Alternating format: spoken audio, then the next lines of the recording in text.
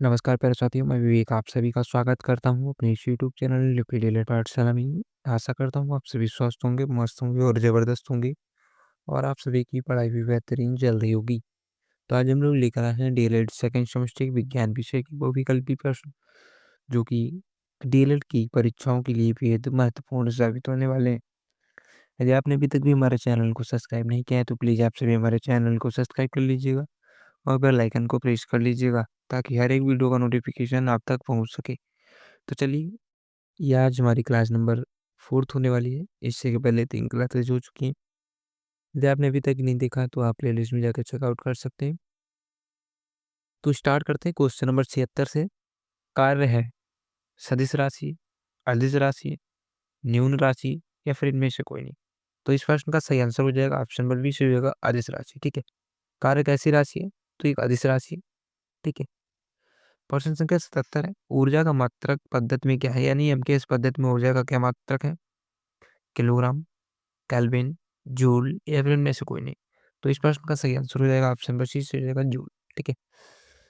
प्रश्न संख्या 78 है। यांत्रिक ऊर्जा कितने प्रकार की होती है? 3 प्रकार की, 2 प्रकार की, 4 प्रकार की या फिर 6 प्रकार की। तो इस प्रश्न का सही आंसर हो जाएगा ऑप्शन नंबर बी से हो जाएगा 2 प्रकार की। ठीक है। यांत्रिक ऊर्जा हमारी कितने प्रकार की होती है? तो 2 प्रकार की होती है। प्रश्न संख्या 79 है।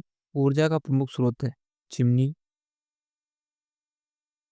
सूर्य, लालटेन या फिर इनमें से कोई नहीं। तो इस प्रश्न का सही आंसर हो जाएगा ऑप्शन नंबर बी से हो जाएगा। ऊर्जा का प्रमुख स्रोत हमारा कौन हो जाएगा? तो सूर्य हो जाएगा। ठीक है। प्रश्न संख्या 80 है। 1 जूल बराबर होता है 1 newton into 1 metre, 1 newton plus 1 metre, 1 newton बटे 1 मीटर या फिर 1 न्यूटन इंटू सेकंड। तो इस प्रश्न का सही आंसर हो जाएगा ऑप्शन नंबर 1 हो जाएगा न्यूटन इंटू मीटर। ठीक है। प्रश्न संख्या 81 निम्न में से सरल मशीन है पहिया, गिरनी, पेंच या फिर ये सभी। तो इस प्रश्न का सही आंसर हो जाएगा ऑप्शन नंबर डी से हो जाएगा ये सभी। ठीक है। प्रश्न संख्या 82 है। सीढ़ी किस प्रकार का उत्तोलक है? प्रथम श्रेणी का, द्वितीय श्रेणी का, तृतीय श्रेणी का या फिर इनमें से कोई नहीं। तो इस प्रश्न का सही आंसर हो जाएगा ऑप्शन नंबर सी से हो जाएगा तृतीय श्रेणी का। ठीक है। कैसी हमारी है? तृतीय श्रेणी का उत्तोलक श्रेणी। ठीक है। प्रश्न संख्या 83 आमाशय में पाया जाने वाला एंजाइम है टाइलिन, म्यूजिशन, पेप्सिन या फिर ट्रिप्सिन। तो इस प्रश्न का सही आंसर हो जाएगा ऑप्शन नंबर सी से हो जाएगा पेप्सिन। ठीक है। आमाशय में पाया जाने वाला एंजाइम कौन सा है? तो पेप्सिन है। प्रश्न संख्या 84 शर्करा का नियमन करने में सहायक हार्मोन है पैराथार्मोन, गैस्ट्रिन, इंसुलिन, कीटोजेनिक। तो इस प्रश्न का सही आंसर हो जाएगा ऑप्शन नंबर सी से हो जाएगा इंसुलिन। ठीक है। प्रश्न संख्या 85 है कि कैल्शियम तथा फास्फोरस के नियमन का कार्य करता है कौन करता है? पैराथार्मोन, डाइबेटोजेनिक, रेनिन या फिर पेप्सिन।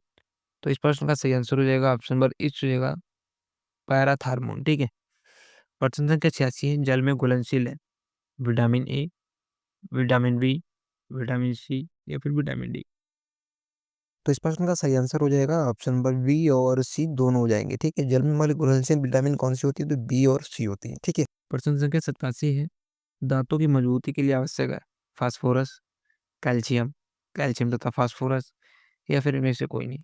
तो इस प्रश्न का सही आंसर हो जाएगा ऑप्शन नंबर सी हो जाएगा कैल्शियम तथा फास्फोरस दांतों की मजबूती के लिए अति आवश्यक होते हैं। ठीक है।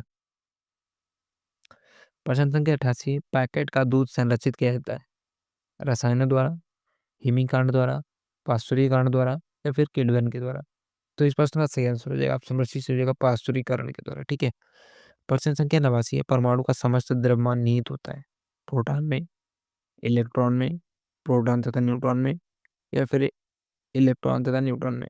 तो इस प्रश्न का सही आंसर हो जाएगा ऑप्शन नंबर सी हो जाएगा प्रोटॉन तथा न्यूट्रॉन में। ठीक है।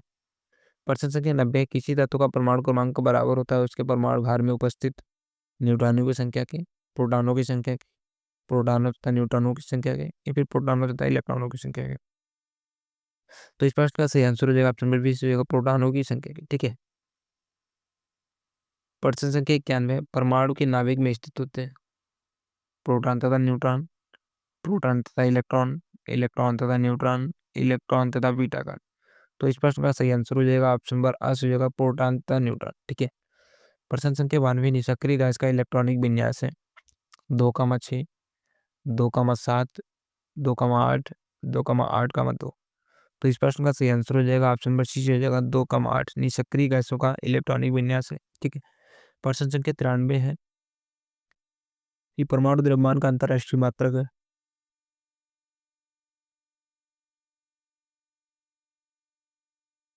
Carbon 12, hydrogen 1, oxygen 16, nitrogen 14। तो इस प्रश्न का सही आंसर हो जाएगा ऑप्शन नंबर आ से हो जाएगा कार्बन 12। ठीक है। प्रश्न संख्या 94 कैल्शियम हाइड्रोक्साइड का सही सूत्र है CaOH का होल ट्राइज, Ca2OH, CaOH का होल ट्राइज, COH। तो इस प्रश्न का सही आंसर हो जाएगा ऑप्शन नंबर ईस्ट हो जाएगा CaOH का होल ट्राइज कैल्शियम हाइड्रोक्साइड का सही फार्मूला है। ठीक है।